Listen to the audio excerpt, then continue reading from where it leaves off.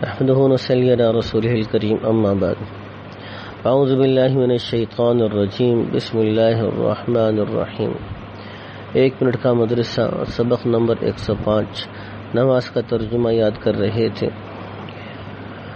سورہ کافرون کی دوسری آیت ہم نے پڑھ لی تھی۔ تیسری آیت شروع ہوتی ہے وَلَا أَنْتُمْ عَابِدُونَ مَا أَعْبُدُ، وَلَا اور نہ ہی تم لوگ ہو عابدون عبادت کرنے والے، ما اعبد جن کی میں عبادت کرتا ہوں اور جس اللہ کی میں بندگی کرتا ہوں۔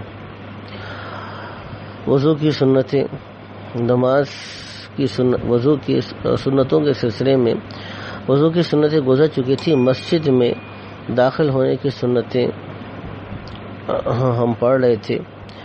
تو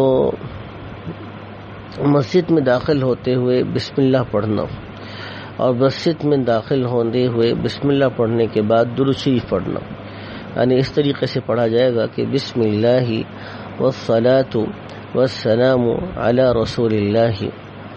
بڑے بڑے گناہ جو بغیر توبہ کے معاف نہیں ہوتے، جھوٹی گواہی دینا، یتیم کا مال کھانا، ماں باپ کی نافرمانی کرنا اور ان کو تکلیف دینا، ماں باپ کو راحت پہنچانا اور ان کی خدمت کرنا یہ واجب ہے، اور ماں باپ کی کسی ایسی بات کو ٹالنا جو انسان کے لیے شرعی طور پہ کرنا بھی جائز ہو اور انسان کے لیے عام حالات کے اعتبار سے ممکن بھی ہو اور اس میں کوئی دشواری بھی نہ ہو، تو وہ بات پوری کرنا بھی ضروری ہے۔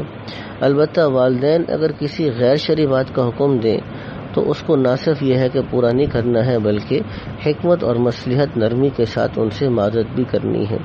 گناہوں کے نقصانات جو انسان کو دنیا میں پیش آتے ہیں، گناہ گار آدمی فرشتوں کی دعا سے محروم ہو جاتا ہے۔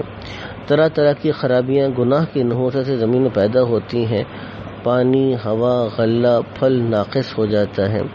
نیکیوں کے فائدے جو انسان کو دنیا میں ملتے ہیں، حکومت اور سلطنت باقی رہتی ہے، مالی عبادات صدقہ خیرات کرنے سے اللہ کی ناراضگی کم ہوتی ہے اور بری حالت پر موت نہیں آتی۔ حدیث پاک میں ہے کہ صدقہ پروردگار کے غضب کو بجھاتا ہے اور بری موت سے بچاتا ہے، دعا کرنے سے بلا ٹل جاتی ہے اور نیکی کرنے سے عمر بڑھ جاتی ہے۔ اللہ تعالی ہم کو پورے کے پورے دین کی برکات نصیب فرمائے۔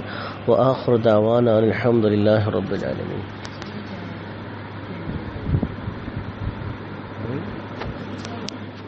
ریکارڈنگ نہیں ہوا سکتی۔